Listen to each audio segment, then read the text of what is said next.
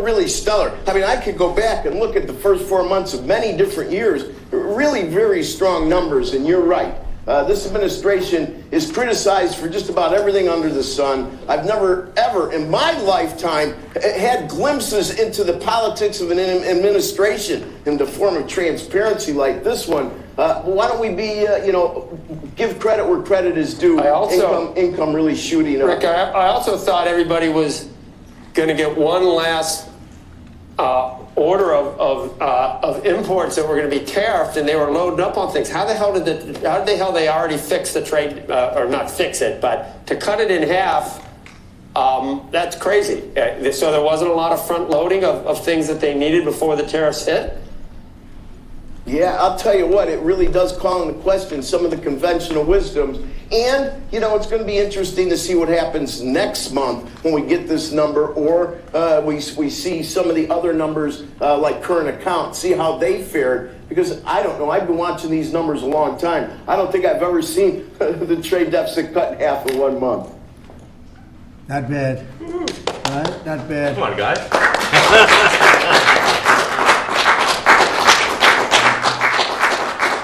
I see Howard and Scott are here, so it's great. You guys want to stand over here? You might as well. You're the ones that help produce those numbers, and it'll only get better. The tariffs are so important, and that's why we were so happy with the decision yesterday where the tariffs continue, because without the tariffs, our nation would be imperiled. We would really be imperiled. I think I can say that with great surety, Scott and Howard. And so we were very happy to get that decision, that big decision yesterday. And today it's about a man named Elon, and he's one of the greatest business leaders and innovators the world has ever produced. He stepped forward to put his very great talents into the service of our nation, and we appreciate it.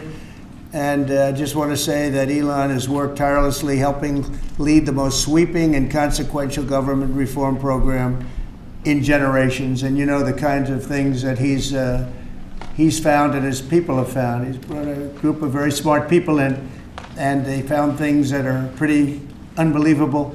I have to say that the numbers that we're talking about are substantial, but they're going to be very much more substantial with time, because many of the things that we're working on right now, we're going to have to remember Elon as we find them, but the numbers could double and triple because many things, we don't want to go out with them until we're sure, but we've found things that are unbelievably stupid and unbelievably bad. With the Department of Government Efficiency, Elon's delivered a colossal change in the old ways of doing business in Washington. DOGE has installed geniuses with an engineering mindset and unbelievably talented people in computers. I actually asked Elon one time, what's their primary thing? And they have a lot of primary things, all having to do with being smart. But he said the thing that they're really the best at is working with computers, so that they can't be outsmarted by somebody that's not so honest, that happens to also be good with computers, but not as good as these people. But the mindset in the senior ranks of every federal department, and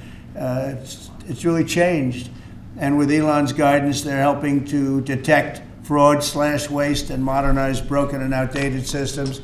So as you know, we're talking about various systems and changing systems. And, sadly, it takes a long time to do that. You'll change, let's say, a system at IRS and computerize it properly, where the job can be done in 1/10 the time, but it takes sometimes years to rebuild those systems. But we've started, in many cases, I will say that this has less to do with Elon, but the air traffic control systems, we're bidding out to the best companies in the world, those systems right now. They were what the previous administration was horrible what they did. They spent billions and billions of dollars, and in the end, it didn't even come close to working. They tried to hook up wire to copper, and it can't be done. And they just spent billions of dollars and just wasted money. Actually made the system much worse. So we're going to get a brand new modern system. Congress is working with us on that, and we're going to get it done as quickly as we can. But it's in the works, and once it's done, it'll be good for 30 years. But we have a system that's 48 years old and would have a modern computer hooked into a very outdated computer, and they don't hook up. I mean, they didn't hook up. So after spending billions of dollars, they turned on the system. And in never any cases, from local to countrywide, they never worked. More than 75,000 bureaucrats have voluntarily left their taxpayer-funded jobs to come out and really do the job. Countless wasteful and unnecessary contracts have been terminated, and you know that we have terminated many contracts, and many contracts, Elon, are right now being looked at, and it may be 6 months, it may be almost a year in some cases. We're going through procedures, we're going through courts, and we'll remember you as we announce billions of dollars of extra waste, fraud, and abuse. Just as an example, DOGE canceled $101 million for DEI contracts at the Department of Education, $101 million, and that was just a small section of the Department of Education. $59 million for illegal alien hotel rooms in New York City, and the landlord never made the kind of money that he made in the last short period of time. $59 million to a hotel in New York City, $45 million for diversity, equity, and inclusion scholarships in Burma. In Burma, does anyone know about Burma? $42 million for social and behavioral change in Uganda. $40 million to improve the social and economic inclusion of sedentary migrants. I can say it's $2 billion to Stacey Abrams and her environmental movement. There was $100 in the account, and all of a sudden they found $2 billion in the account. And I assume that's being looked at. I don't know, I'm not sure, but I assume that's being looked at. Think of that, $2 billion. And then Lee will tell you there's another one over there for $20 billion being spent on another environmental cause. $20 billion, not 20 million, a lot, not 200,000, which is a lot. So think of it, in her case, you have $100, and now all of a sudden she gets hit with an infusion of $2 billion just before I take office. $20 million for Arab Sesame Street in the Middle East. Nobody knows what that's all about. Nobody's been able to find it. $8 million for making mice transgender. So they spend $8 million on making mice transgender. And those are better than many of the others. I could sit here all day and read things just like that, but we have other things to do. So it's much more than just that. We're totally committed to making the DOGE cuts permanent and stopping much more of the waste in the months to come. We want to get our great big beautiful bill finished and done. After that, we put some of this into the bill, but most of it's going to come later. We're going to have it cauterized by Congress, affirmed by Congress. In some cases, we'll make cuts. In some cases, we'll just use it in a different layer to save the money. But it's hundreds of billions of dollars. DOGE has also fully modernized the federal retirement process and continues to work very hard on the IRS modernization. But we're taking that over with DOGE. Many of the DOGE people, Elon, are staying behind too, so they're not leaving. And Elon's really not leaving. He's going to be back and forth, I think. I have a feeling. It's his baby, and I think he's going to be doing a lot of things. But Elon's service to America has been without comparison in modern history. He's already running one of the most innovative car companies in the world. You look at his factories and compare them with some of the old factories we have, and it's a big difference. And the most successful space company, and I guess in history you would have to say the largest free speech platform on the internet, etc. Yet Elon willingly, with all of the success, he willingly accepted the outrageous abuse and slander and lies and attacks because he does love our country. I know that very much. He loves our country. He comes from another country, a country that's going through trials and tribulations, I would say. But he's all about the USA, and Americans owe him a great debt of gratitude. So I just want to thank Elon for his time as a special government employee. Can you imagine? They call him an employee, but it's a special government employee, and for coming and helping us. And he really has changed the mindset of a lot of people. A lot of people thought, maybe we'll cut 1% or 2% or 3%. Then they said, wow, we can cut a lot more than that. And we're going to do it very surgically. We're going to continue on the march. We're making America great again. When I was in Saudi Arabia, and we were in, as you know, three really great countries, predominantly the three. Qatar was great, UAE was great, Saudi Arabia, incredible. Like such an incredible experience to be in those three countries. But the Crown Prince of Saudi Arabia, and I must tell you, the leaders, the great leaders of the other two that we just mentioned, they all said the same thing, that the United States is the hottest country right now anywhere in the world. And 6 months ago, we thought it was dead. It was like a dead country. And it would have been a dead country if we didn't have the right result on November 5th. It would have been a horrible, horrible situation was going on with the borders, with transgender for everyone, men playing in women's sports, and so much more. But they were saying the hottest country anywhere in the world. And then I played that little clip because I was one person who's respected, or two people, because Joe was in that one too. Joe's a good man. But that was one group of people saying something about the success of what we've done over the last 4 months. They cannot believe it. In the one case, they said they've never seen anything like it as long as they've been doing what they've been doing. They've been doing it for a long time. So I want to thank Elon for helping. And again, you know, the United States right now is the hottest country anywhere in the world. There's no country as hot, and we're doing really well. We came, when I left, we had no wars, we had no problems, we defeated ISIS, we rebuilt our military, and we had no inflation.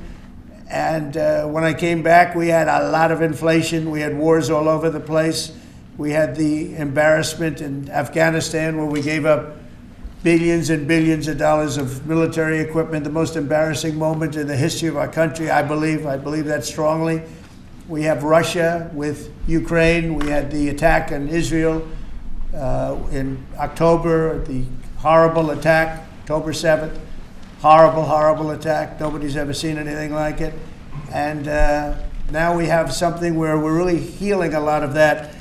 We stopped India and Pakistan from fighting. I believe that could have turned out into a nuclear disaster. And I want to thank the leaders of India, the leaders of Pakistan, and I want to thank my people also. We talked trade. And we said we can't trade with people that are shooting at each other and potentially using nuclear weapons. And they're great leaders in those countries, and they understood, and they agreed. And that all stopped, and we're stopping others from fighting also, because ultimately we can fight better than anybody. We have the greatest military in the world. We have the greatest leaders in the world. We put one of them in charge of the Joint Chiefs of Staff, as you know, General Raisin Kane. And we wiped out ISIS, completely wiped out ISIS in 3 weeks. They said it would take 5 years, and we did it in 3 weeks. And that's the way it is, but we don't want to have to use our military. We want to be peace through strength when we can, and that's the way we're going to have it. So I just want to thank Elon and all of his people. Most of those people are staying, almost all of them are staying, and they're going to be with us.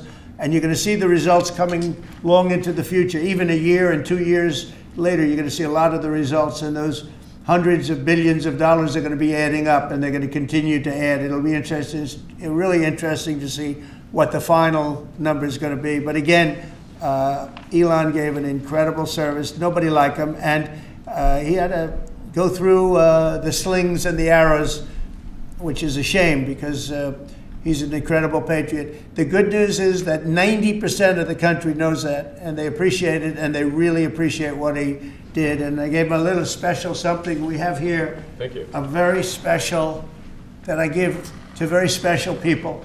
I have given it to some, but it goes to very special people, and I thought I'd give it to Elon as a presentation from our country. Thank you. Thank you, Elon. Thank you. Take care of yourself. Thank you. You see the lock. The lock on this is amazing. That's right. Large lot. Well, let me say perhaps a few words that this is not the end of DOGE, but really the beginning. My time as a special government employee necessarily had to end. It was a limited time thing. It's 134 days, I believe, which ends in a few days. So, so that it comes with a time limit. But the DOGE team will only grow stronger over time. The DOGE influence will only grow stronger. I'd liken it to sort of Buddhism. It's like a way of life. So it is permeating throughout the government, and I'm confident that over time we'll see $1 trillion of savings and a reduction in $1 trillion of waste and fraud reduction. The calculations of the DOGE team thus far, in terms of an FY25 to FY26 delta, are over 160 billion, and that's climbing. We expect that number will probably go over 200 billion soon. So I think the DOGE team is doing an incredible job. They're going to continue doing an incredible job, and I'll continue to be visiting here and be a friend and advisor to the president. And I look forward to times being back in this amazing room. By the way, isn't this incredible? Look at this incredible. I mean, it's stunning. I think the way that the Oval Office, how the president has just completely redone the Oval Office. It's beautiful. I love the gold on the ceiling. Thank you. It's pretty nice. Yeah. That's been there a long time. That was plaster. Nobody ever really saw it. They didn't know the eagle was up there, and we highlighted. It's essentially it's a landmark, a great landmark, and that's 24 karat gold, and everybody loved it. And now they all see it when they come in. So it's been good. The Oval Office finally has the majesty that it deserves, thanks to the president. So I look forward to continuing to be a friend and advisor to the president, continuing to support the DOGE team, and we are relentlessly pursuing $8 trillion in waste and fraud reductions, which will benefit the American taxpayer. So that's it, really. Thank you, Mr. President. Thank you. All right. Great job. Thank you. Thank you, President Trump. The president mentioned that you had to deal with all the slings and arrows during your time at DOGE. There's this. Well, some of the people, some of the media organizations in this room are the slingers. Well, so there is a New York Times report today that accuses you of blurring the line between. Is the New York Times, is that the same publication that got a Pulitzer Prize for false reporting on the Russiagate? Is it the same organization? I got to check my Pulitzer I think counter. it is. It is. I think the judge just ruled against the New York Times for their lies about the Russiagate hoax, and that they might have to give back that Pulitzer Prize. That New York Times. Let's move on. Okay, then Next President question. Trump. I got one for President Trump. So President Trump, Biden aides who used to work here are in talks with Republicans in Congress to go and testify about what they did or didn't do to possibly conceal President Biden's decline. Do you think that Dr. Jill Biden should also have to come in and testify about what she did or didn't do? Well, I hate the concept of it. It's the wife of a man who was going through a lot of problems, and everybody that dealt with him understood that. And I guess it came out during the debate loud and clear. That was the biggest signal of all. They have to do what's right. The country was there was a lot of dishonesty in the election, as you know, 2020. That's been now caught. People understand it. It was a rigged election. And when you go further out, when you see the autopen, I mean, I think the autopen is going to become one of the great scandals of all time, because you have somebody operating it or a number of people operating. Because I knew Joe Biden. Joe Biden wasn't in favor of opening up borders, letting 21 million people into this from prisons and mental institutions and gang members. He wasn't into that at all. And who signed these orders, proclamations, and all of the different things that he signed that set our country so far back, that was so bad for our country? With the auto pen, how would it work? Like, we're in the Oval Office right now. If there was a group of rogue staffers that worked for you who wanted to advance a bill or an executive order without your knowledge, how could they do it?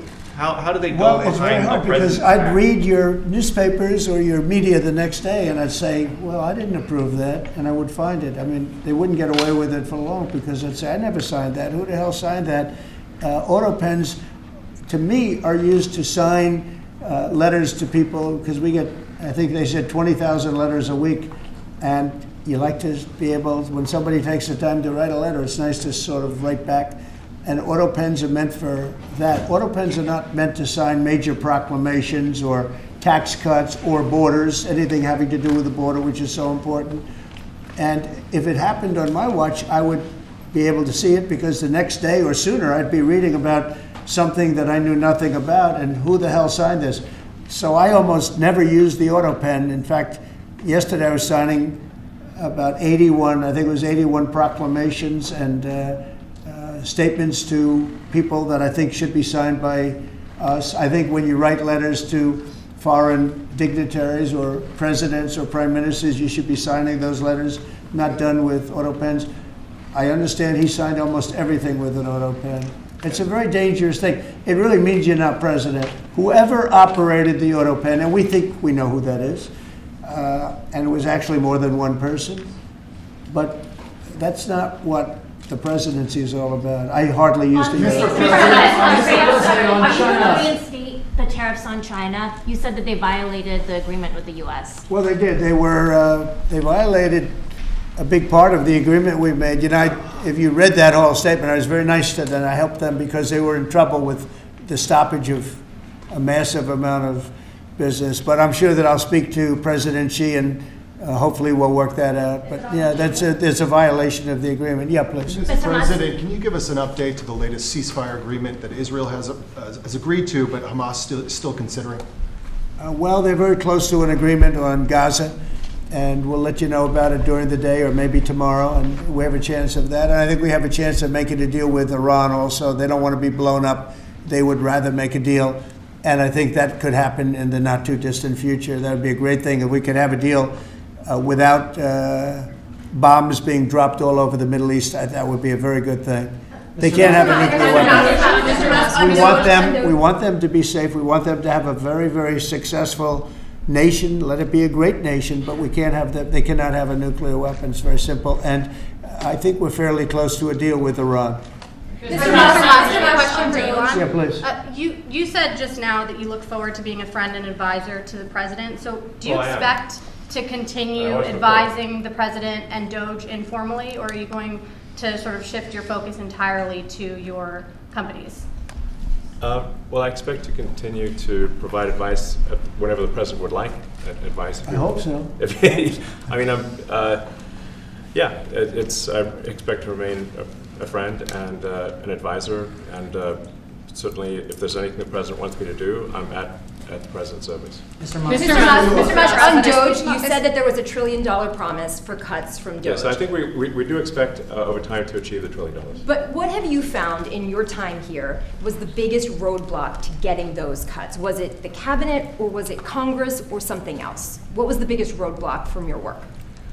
It's mostly just a lot of hard work. It's really not any one person or Congress. It's going through really millions of line items and saying just each one of them makes sense, or does not make sense. Obviously, at times when you cut expenses, those who are receiving the money, whether they're receiving that money legitimately or not, they do complain. And you're not going to hear someone confessing that they received money inappropriately. Never. They're going to always say that they received money appropriately for an important cause. Naturally, that's what you'd expect. So we just have to. It's just a lot of work going through the vast expenses of the federal government and just really asking questions. What's this money for? Are you sure it's actually being used well? Many times we can't even find anyone who defends it. So for a lot of the expenses, there is actually no defender at all. And then we have to just work through the process of stopping the spending, where there's often literally no defender. Nobody even knows why the money's being spent. It's truly absurd. I mean, we find situations where there are millions of software licenses with 0 people using them. 0. Exactly. This is the quizzical expression. You're like, surely, if there's millions of software licenses, someone should be using them. No, and then we've got to go through the process of saying, okay, look, if no one's using the software, we need to terminate this software license agreement. That's everywhere in the government, by the way. Mr. Musk, what do you think would be easier, colonizing Mars or making the government efficient? It's a tough call, but I think colonizing Mars and making life multi-planetary is harder.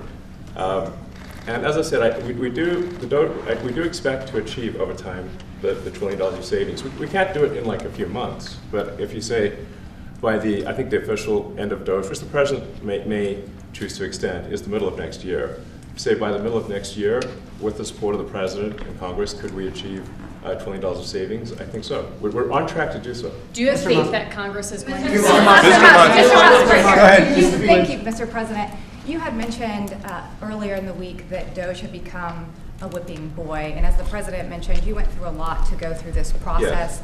Was it worth it for you, and what would you change? Yes, so what we found was happening was that if there were any cuts anywhere, then people would assume that was done by DOGE.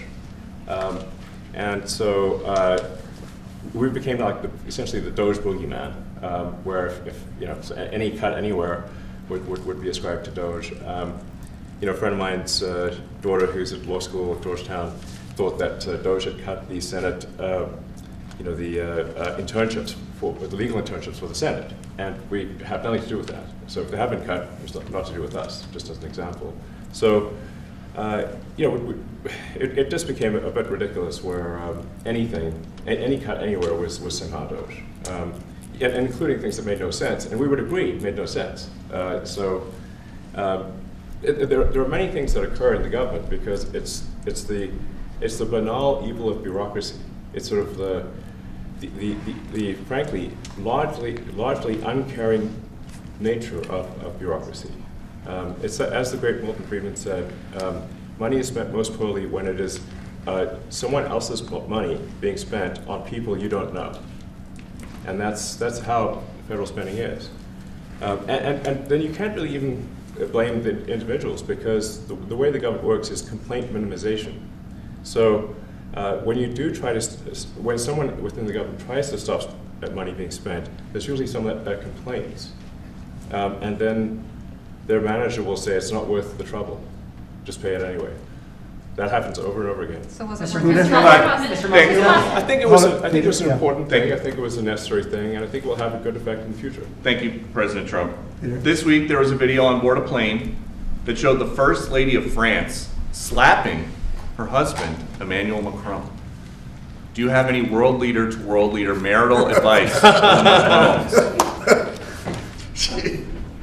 Make sure the door remains closed. That was not good. No, I spoke to him, and he's fine too. They're fine. They're two really good people. I know them very well, and I don't know what that was all about, but I know them very well, and they're fine.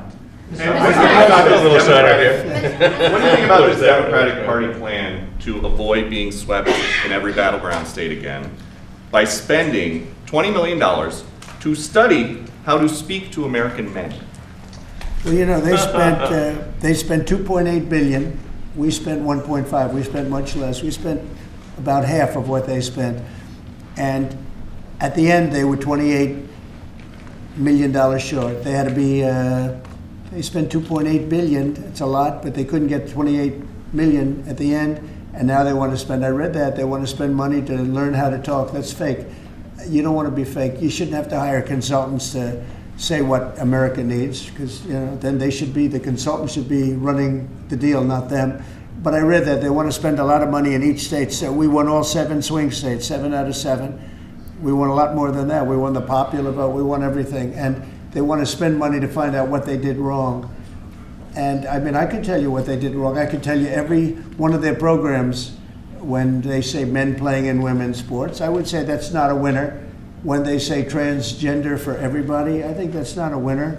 When they say open borders so the entire world population of criminals can pour into our country, I don't think that's a winner. I mean, I just gave them that for free, but I don't know if they'll change their ways. I see them all the time. I see people that I know in Congress, Democrats, they're trying to justify some of the things I just said. You can't justify them. I always hear they're 80-20 issues. I say they're not 80-20, they're 97-3. They might be 99-1. They're not 80-20. They wish they were 80-20. And they're wasting a lot of money if they're going to continue with that nonsense. And this one's a little bit more of a page 6 question, but back when you hosted The Apprentice, you mentioned once in 2012 that Diddy was a good friend of yours back then. He has since found himself in some very serious legal trouble. Yeah, that's true. Would you ever consider pardoning him? Well, nobody's asked. You had to be the one to ask, Peter, but nobody's asked. But I know people are thinking about it. I know they're thinking about it. I think some people have been very close to asking. First of all, I'd look at what's happening, and I haven't been watching it too closely, although it's certainly getting a lot of coverage. I haven't seen him. I haven't spoken to him in years. He used to really like me a lot, but I think when I ran for politics, he sort of, that relationship busted up from what I read. I don't know. He didn't tell me that, but I'd read some little bit nasty statements in the paper all of a sudden. You know, it's different. You become a much different person when you run for politics and you do what's right. I could do other things, and I'm sure he'd like me, and I'm sure other people would like me, but it wouldn't be as good for our country. As we said, our country's doing really well because of what we're doing. So I can't, it's not a popularity contest. So I don't know. I would certainly look at the facts.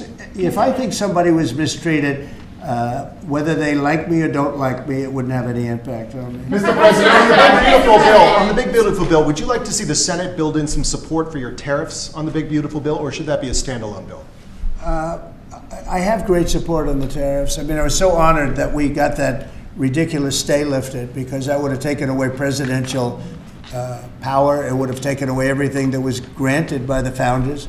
It would have been a terrible thing. And it would have, most importantly, would have left us vulnerable. We have a lot of countries that use tariffs on us and use them viciously, actually, viciously.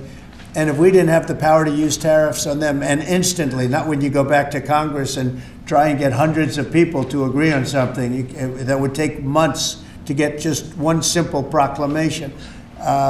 If we didn't have the power to counteract their powers, you wouldn't have a country left. We have to act fast. We have to be fast and nimble, as they say. And that was a really great moment, I think, yesterday when that stay was lifted. And hopefully now we'll go to court and just win that battle. Because if we don't have the power to do what they're doing to us, we are going to be a great nation no longer. Elon Musk was once idolized by folks on the left in this country before joining your administration. Now he's considered a hero by conservatives. Why do you think this man, what he's done in American life, has been so politicized? Does it only have to do with you? His life has been amazing. I mean, I look at so many different things. I look at that rocket being, guided back into position. I've never seen that before. I thought it was a space movie. I thought it was a movie. You look at what he's done in terms of communication. It's been unbelievable. So many different, even tunnels going underground, not having to go through all the process of going, he's got a company that does that. He's got so many different companies. Starlink, as an example. He saved a lot of lives, probably hundreds of lives in North Carolina. I don't even know if you remember, but I called you. They needed Starlink in North Carolina.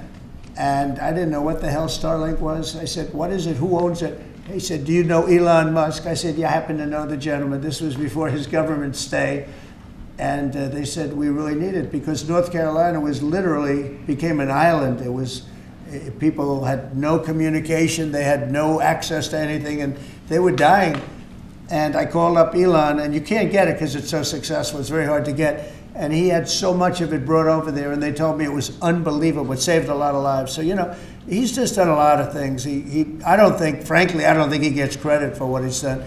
But he's a very good person too. You know what? If he wasn't a good person, but he did the same things, I'd probably maybe speak differently. He happens to be a really good person who loves the country. Mr. President, on the one big beautiful bill, you had indicated this week that there were some things you didn't like about what had passed in the House.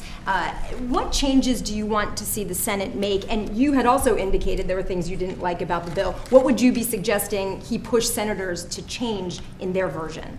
Well, I'll tell you, I'll go first. It's an unbelievable bill. It cuts your deficits. It cuts, it's a huge cutting. But there's the things I'd like to see maybe cut a little bit more. I'd like to see a bigger cut in taxes. It's going to be the largest tax decrease or cut in the history of our country. I'd like to see it get down to an even lower number. I was shooting for a slightly lower number. I would have liked to have done that. But with all of that being said, when you look at the tax cut and the fact that the original tax cut, which made us so successful, we had the most successful 4 years in the history of our country, the economy, and this is going to be even better. And you see that by the reports that came out just yesterday or tonight, I guess they were released this morning at 8 o'clock, you see the kind of numbers where somebody that's a pro is like, whoa, I haven't seen numbers like this since I've been doing this. You know, these are human emotions of professionals that have never seen numbers like, and we've just started. The bill is a great bill. It's going to be jiggered around a little bit. It's going to be negotiated with the Senate, with the House. But the end result is it extends the Trump tax cuts. If it doesn't get approved, you'll have a 68% tax increase. You're going to go up 68%. That's a number that nobody's ever heard of before. You'll have a massive tax increase. If it does get approved, you'll have a large tax cut, the largest we've ever had. When you add the past tax cuts that we got you, the Trump tax, they call them the Trump tax cuts. It's an amazing bill. It does amazing things. With all of that, it's going to be adjusted a little bit over the next coming weeks, and I think it's going to be passed. The Republicans want to pass it. With all of the great things it does, including an extension of debt, it's the extension. We have to extend the debt. If we don't extend debt, we're in default. Now, the Democrats might like our country to be in default, but in 250 years, we've never been in default. That was handed to them by a very well-meaning man that gave it to them because he thought it was the right thing to do. It could have been their problem before the election, but this man thought it was the right thing to do, and he was well-meaning. I don't hold anything against him for that, but that was put on our plate when it should have been on the Democrats. September 28th, a famous date.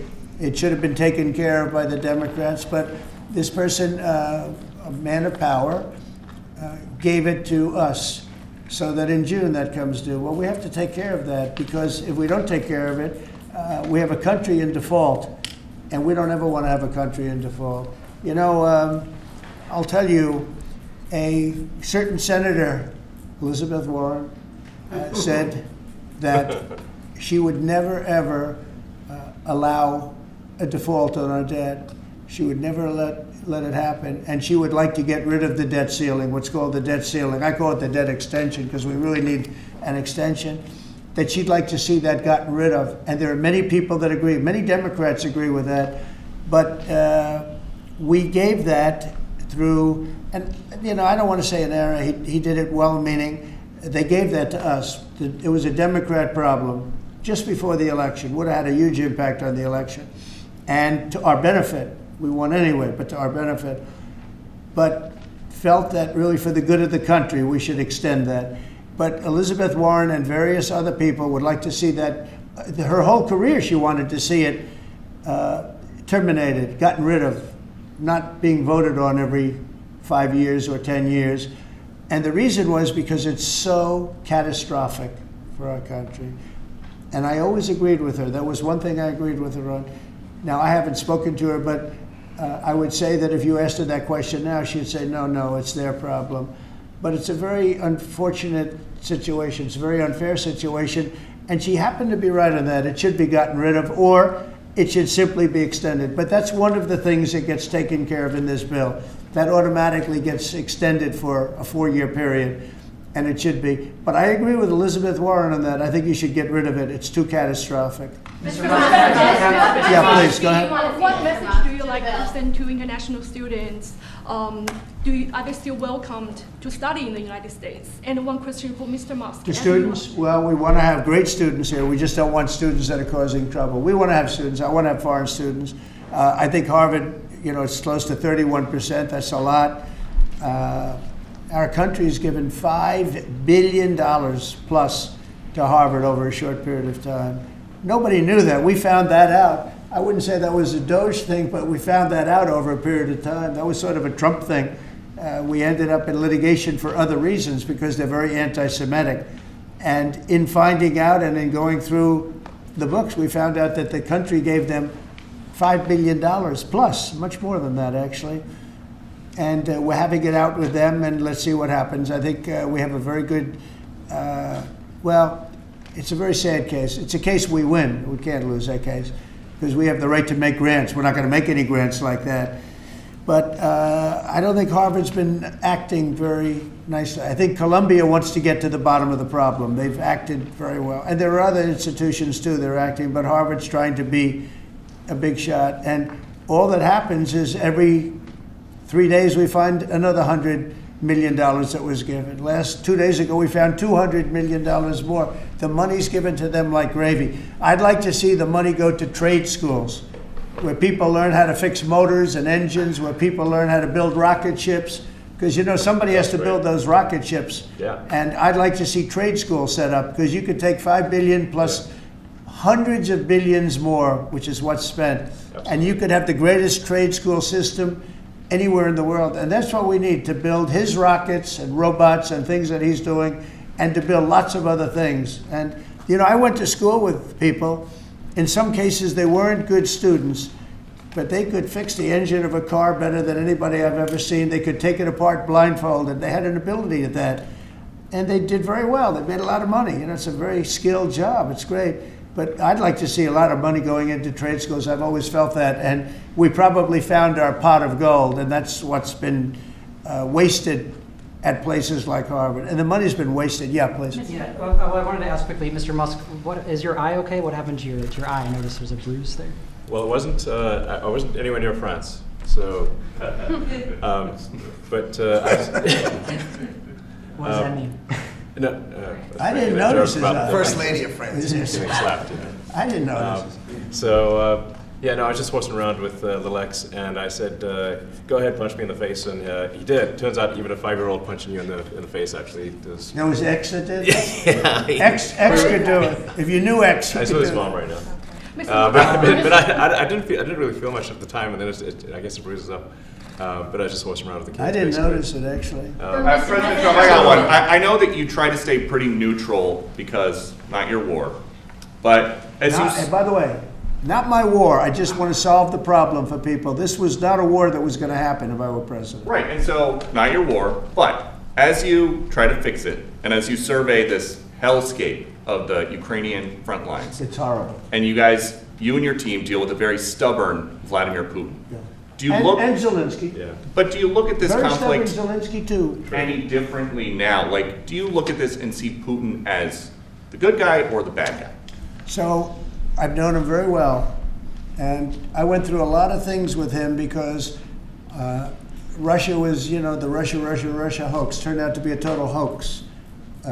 New York Times, they got a Pulitzer Prize. They have to give back the Pulitzer Prize. That's my lawsuit, and they're doing very poorly in that lawsuit. But they wrote stories about how it was true and it was false, and a lot of Washington Post also. I have gotten to see things that I was very surprised at. Rockets being shot into cities like Kiev during a negotiation that I felt was maybe very close to ending. We were going to solve a problem, and then all of a sudden rockets got shot into a couple of cities and people died. I saw things that I was surprised at, and I don't like being surprised. So I'm very disappointed in that way. With that being said, I'd like to see it end. 5,000 people, I think the number's even more than that, but 5,000 people a week are being killed. Mostly soldiers, but also people that live in little cities and towns throughout Ukraine. And I'd like to see that stop. And I asked Caroline this yesterday, but I want to ask you directly. So many of the things that you're trying to do are held up in court right now. If the courts are going to have so much influence over U.S. policy, do you wish you would have just become a judge instead? Yeah, well, look, it wasn't meant to be that way. If you look at the founders, the president had certain powers, and you have your three groups, and they all had supposed to be pretty equal powers. But you can't have a judge in Boston running foreign policy in places all over the country because he's got a liberal bent or he's a radical left person. That's what the executive branch is for, and you have checks and balances. But we had millions of people pour into our country, many criminals poured into our country, murderers, mental institutions from all over the world being emptied out into our country. And if we don't get them out and get them out quickly, we're going to could lose your country very easily. This is a bad, that anybody would allow this to happen to our country. You know, with all of the things, we took over inflation, we took over some wars, we took over a lot of problems that didn't exist when I was president. None of it existed. We wiped out ISIS. Other than that, we had no wars. Putin was never going to hit Ukraine. Israel would have never been attacked. That attack, as you know, Iran had no money. They didn't have money for Hamas. They didn't have money for Hezbollah. They had no money whatsoever. That wasn't going to happen. All of these things that happened weren't going to happen. You wouldn't have had inflation. So it's very sad when I came back. But the thing that is the hardest is that they allowed 21 million people into our country, and many of those people are stone cold criminals.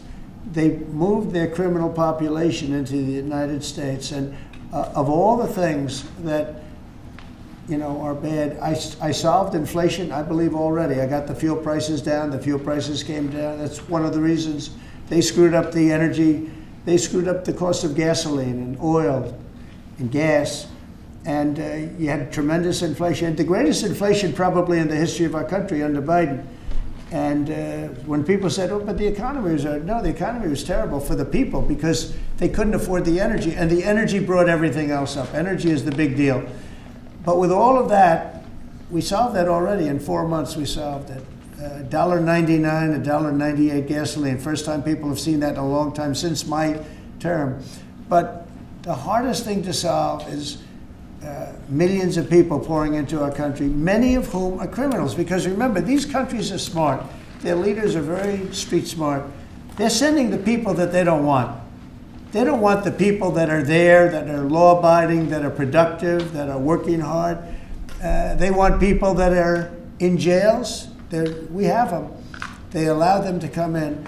And I always look to the other side, like, why would somebody do something? You know, in business, I try and study, why would they want to do this? Why would they want to sell it? Why would they want to buy it? One thing I can't figure out is, what would an administration, what were they thinking when they allowed millions of people from prisons all over the world, not just from South America, Venezuela, all over the world, from the Congo in Africa, hundreds of people, thousands of people from the Congo, rough prisoners, from Asia, from Europe, rough parts of Europe. Why would they allow them to come into our country? Why would they do that? It's the one thing I can't figure out. And I don't believe it was Joe Biden. I really don't. I mean, look, he's been a sort of a moderate person over his lifetime, not a smart person, but a somewhat vicious person, I will say. If you feel sorry for him, don't feel so sorry because he's vicious. What he did with his political opponent and all of the people that he hurt a lot of people, Biden. And so I really don't feel sorry for him. But he wasn't a person that would allow murderers to come into our country. He wasn't a person that was in favor of transgender for anybody that wanted it, take kids out of families, et cetera, et cetera. So I just don't understand why a thing like this, how a thing like this could have been allowed to happen. Very sad. It's very sad for our country. If I could add something. I think the fundamental moral flaw of the left is empathy for the criminals and not empathy for the victims. Empathy for the criminals, but not empathy for the victims. And there's been way too much of that. That needs to stop. To the president's point, there's been immense judicial overreach that is unconstitutional. That was never intended. And it's undermining the people's faith in the legal system. It needs to stop. It's gone too far.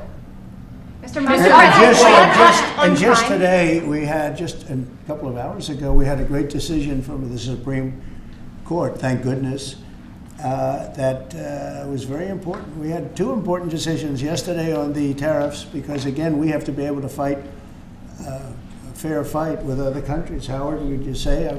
We have to be able to use tariffs to fight people that use tariffs on us. I mean, if we didn't have that power of tariffs, we would economically be destroyed as a country, because they will destroy us. Other countries will destroy us with unchecked tariffs. We can check them when we have the use. They tried to take that that power away from us. And if you take that power away, we're not going to have a country. We won't have an economically viable country.